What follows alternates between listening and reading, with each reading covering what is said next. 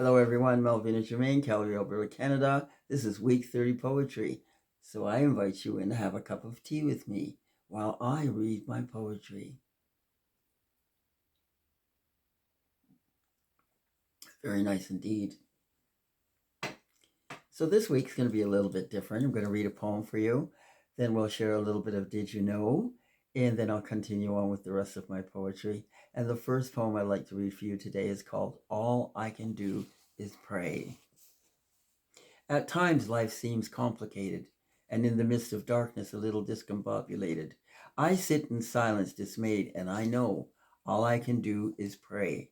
And as I listen to my twisted thoughts within, I wonder how this new day will begin. Each day nervous tensions befalls me as I slowly rise from my bed preparing for the trials of the day. I know all I can do is pray. Gazing at that empty space beside me, my heart takes a turn, and loneliness trickles long within like a blazing fire burns. Yes, this is merely another day, and I know all I can do is pray. As sadness tries to consume me, another thought rises to the helm, and I'll not bathe in such displeasure and become overwhelmed. A smile begets my face as sadness slips away. Bowing my head, I know once again all I can do is pray. Now I'm feeling blessed for all my Father in heaven has given me, the gift of spirit, the gift of love, and his abundant generosity. Happiness is where I long to stay, and I know all I must do is pray. So that's the first poem for today's segment.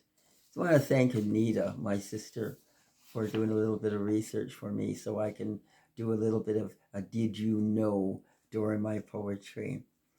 Did you know that there was a Holocaust in Southwest Africa with the Herero and Nama tribe people?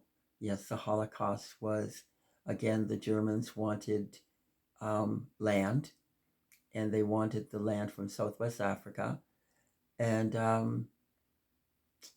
they didn't want to pay for it. They just wanted to take it. So they decided the best thing is kill off all the people, and the land will belong to us. That happened 1904, between 1904 and 1907. They did go in, they did succeed and kill a lot of people. About, I believe it was 20% of people were left alive. And those people were put in concentration camps and were worked until they died. They were worked to death. There was a mountain of flesh when they were killing these poor people.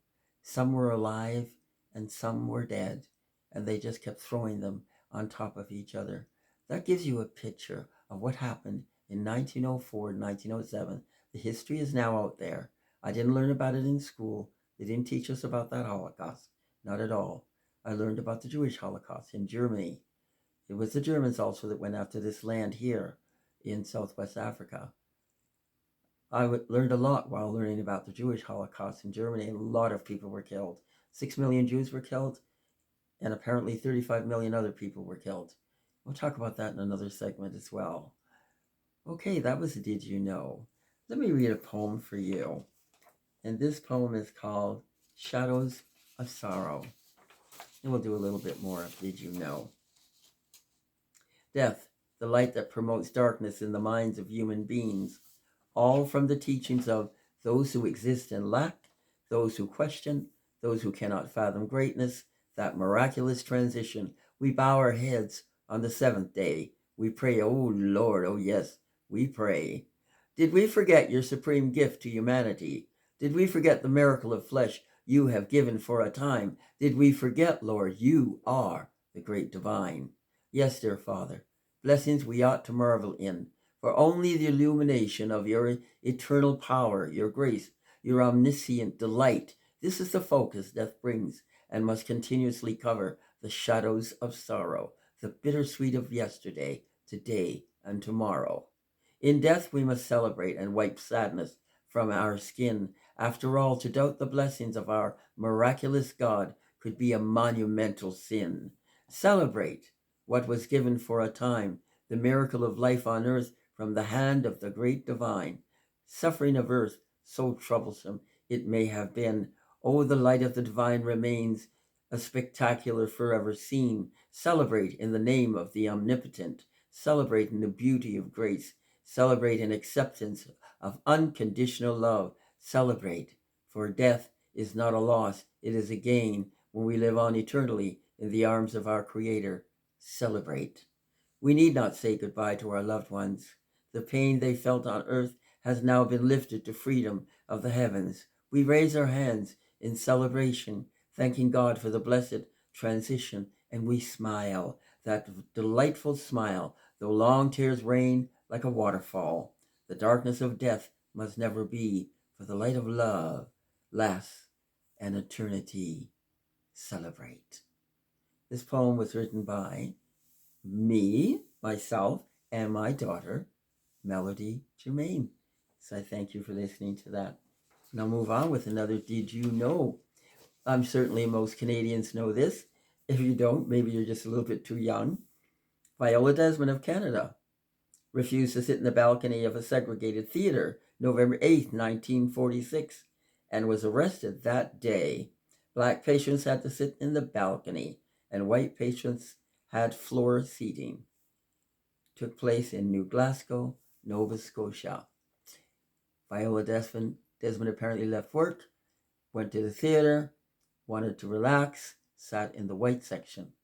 She was asked to leave and she refused. She was literally dragged out by police and arrested. History goes down. Many, many years later, there was an apology. And I think, as most of you know, she was actually placed on the $10 bill. And her sister, Rhonda, was able to receive that with pleasure. She was so happy that they acknowledged what they did was wrong. That was Viola Desmond, 1946. Rosa Parks, you all remember that name, don't you? United States. Rosa Parks refused to give up her seat to a white man. And everybody knows the name Rosa Parks. But there was also another young lady that gave up her seat, that refused to give up her seat to a white woman. And her name was Claudette Colvin. Yes, Claudette Colvin was rather interesting. Claudette Colvin is an American pioneer of the 1950s civil rights movement and retired nurse's aide. On March 2nd, 1955, she was arrested at the age of 15 in Montgomery, Alabama, for refusing to give up her seat to a white woman on a crowded, segregated bus. And that happened March 2nd, 1955. Rosa Parks, her incident happened December 1st, 1955, which was 6 months prior or after Claudette Colvin. Rosa Parks founded the NAACP Youth Council in the 1940s. Later, as secretary of the Alabama State Conference of the NAACP, she traveled throughout the state interviewing victims of discrimination and witnesses to lynchings. Yes, she was already an accomplished activist by the time of her arrest, working with the NAACP. But when asked why Claudette Colvin, when asked why she was not noted and not mentioned, Claudette Colvin had something quite different to say. Claudette Colvin said she had the right hair, meaning Rosa Parks had the right hair. If you look at the images of Rosa Parks, you'll notice she had considerably long, straight hair, which many back in the day referred to as good hair. And her look was honeytone, that light skin that was more acceptable by some, even in the black race. Claudette Colvin was quite dark-skinned and with short, kinky hair, and obviously she didn't think she fit the image. So Claudette didn't feel that she fit the image. Her actual words were, Rosa Parks had the right hair and the right look. Those were her actual words. So there you go. A little more history from way back then. Let's go on with another poem, shall we? And maybe next time we'll do a little bit more Did You Know? Okay. I want to read my chant again. I've read it before. I keep wanting to read it because I really feel it would be nice if some young people were to listen to this and were to think that This brain that we have in here is extremely important to look after. This is my chant. My body is a temple. My mind is the center of God's tree. My brain is the ocean that abundantly covers me. I will not destroy it. I will keep its substance free. I will not tarnish a cell. This is my power, and it belongs only to me. So when someone is trying to entice you to do something you know that you shouldn't be doing, like to take a pill or to drink a drink that you shouldn't drink, maybe run these words through your mind. This is me.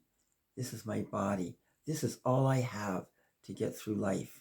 I need to keep this well. You make a mistake, one mistake can take your life away from you. Now let's go through what those words mean. My body is a temple. Our bodies belong to God. He is the creator. So we worship our bodies as we worship God. My mind is the center of God's tree, depicts our physical well-being, life, love of God. My brain is the ocean that abundantly covers me. The brain encompasses all and its working force that helps the body operating properly. I will not destroy it. You will protect your body as a whole. I will keep it substance free. You will not add harmful substances to your body and will nourish it properly. I will not tarnish a cell. You definitely will not take anything orally or any other way that will interfere with your cells. This is my power. You will think clearly and acknowledge God's gift to you, and it only belongs to me, meaning it does not belong to another human, only you. Also understanding that the body, your body, is God's body. That's my chant. I hope you absorb that chant. I find it very important that you do. Well, we've done a little bit of Did You Know today, and that's enough Did You Know for now. We'll do a little bit more on week 31. I have an untitled poem here I'd like to read for you. I'm saying you don't know me, you only know my name. You shook my hand yesterday, but today is not the same. I'm a product of past survivors who escaped brutality, a constant remembrance of pain and cruelty. My hands are now feeble, my heart no longer exists. My tears flow in the river of confusion fading in the mist. In cement I found solace. There's no room to move or roam. I clasp my hands, sinking within, bad to the bone. The devil rose again, sharing his brutal ways, creating quite a wrath. Great tempers monopolized minds of evil trudging along the path. Black robes became abundant, secrets exposed, red eyes all a blur, and the manifestation of truth became a ruthless connoisseur. Persistence, determination, relentlessness stand side by side, existing in evil's domain where the essence of good never abides. Untitled poem.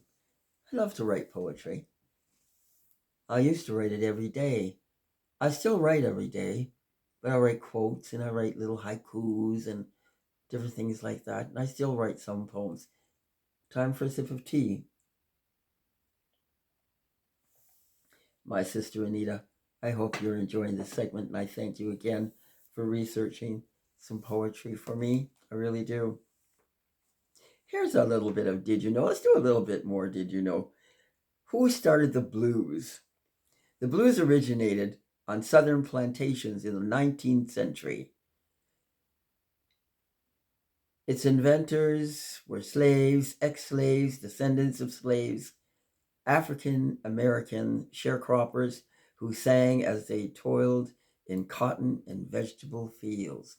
Oh, that's a little bit of interesting. Did you know? That was handwritten, and I had a little problem reading my own handwriting. But this poem that I want to read for you is called Getting Drunk with Poetry. Please bear with me. This is very small words here, and these glasses are not as good as I'd like them to be. Getting drunk with poetry is a marvelous intoxication, an intrusion of words bouncing within my mind, playing hopscotch and belly dancing all at the same time. I'm moving and grooving and devouring sweet word, putting together tidbits and snapshots, the most profound I've ever heard. Come join in the fun and celebrate with me. It's a word fair, a time for creativity. It may be a haiku for you, a sonnet for me, a rainbow collection of great poetry. Whatever your pleasure, I know others will treasure. So sit yourself down and get drunk with me. It's time to create synergistically a blend of soothing poetry. I wanted to read that for you. When did I write that? Oh, no date. Sometimes, there's a date, sometimes there isn't. I mentioned haiku in there. Let's end the segment with a couple of haiku, shall we? Or perhaps just one haiku and a little four-liner. Four-liner is, beware. Be careful when you lay your head. Be careful where you lay your head and whom your arms embrace. A sweet taste of honeybees could force you down upon your knees. That's a little four-liner. Another one mentioning bees is a little haiku. I love that word, haiku. It kind of rings in my mind a bit. Fearful killer bees swarm the plains of Africa in many years past. And that's all there is to this haiku. A haiku is a 575 syllable count. Careful, fearful killer bees, 5 count. Swarm the plains of Africa, 7 count. In many years past, 5 count. That makes it a haiku. I have a book of haikus at home that was bought for me by a favorite gentleman. I'm going to end my segment today and say again, thank you for coming by and having a sip of tea with me while I read my poetry. I appreciate you all. God bless you. Bye for now.